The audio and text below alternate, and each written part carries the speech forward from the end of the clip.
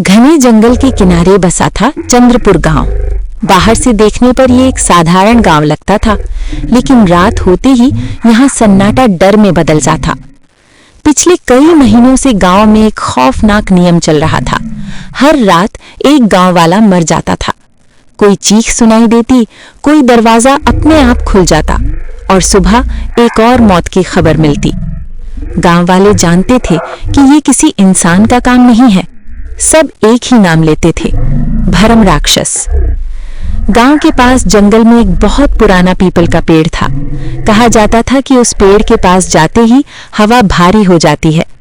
रात में वहां से हंसने, रोने और गुर्राने की आवाजें आती थीं। जिसने भी गलती से उस रास्ते को रात में पार किया, वो अगली सुबह जिंदा नहीं मिला। एक रात फिर वही हुआ। गांव का युवक मोहन देर से घर लौट रहा था। रास्ते में उसे लगा जैसे कोई उसके पीछे चल रहा हो। उसने पलटकर देखा, लेकिन सिर्फ काली धुंध थी। अगली सुबह मोहन की मौत की खबर से पूरे गांव में मातम छा गया। अब लोग समझ चुके थे, भरम राक्षस हर रात किसी एक को चुनता है। डरे हुए गांव वालों ने बुजुर्गों से सच जानना चाहा। तब एक बूढ़े ने बरसों पुरानी बात बताई। कभी इसी गांव में एक विद्वान ब्राह्मण रहता था। गांव वालों ने लालच और डर के कारण उसके साथ अन्याय किया। अपमान और क्रोध में उसकी मृत्यु हो गई और उसकी आत्मा भरम राक्षस बनकर उसी पीपल के पेड़ से बंध गई। मरते समय उसने श्राप दिया, जब तक ये गांव अपने पाप नहीं मानेगा, हर रात एक जान जाएगी। हालात बिगड़ते देख गांव वालों ने एक तांत्रिक को बुलाया।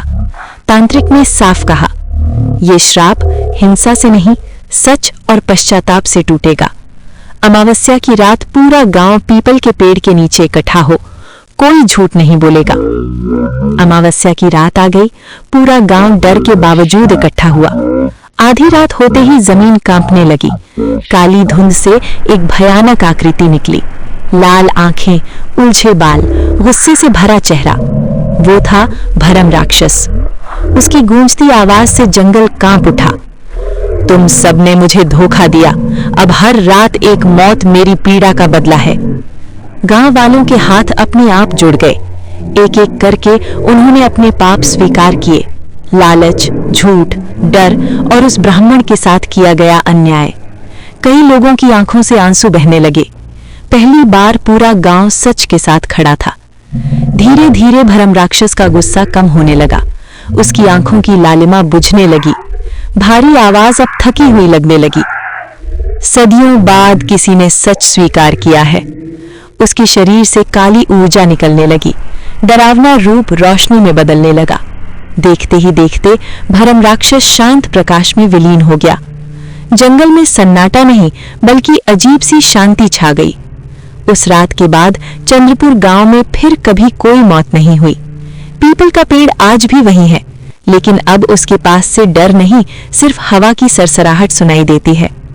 गांव वाले आज भी कहते हैं, भरम राक्षस हमें मारने नहीं आया था, वो हमें हमारा सच याद दिलाने आया था। सीख।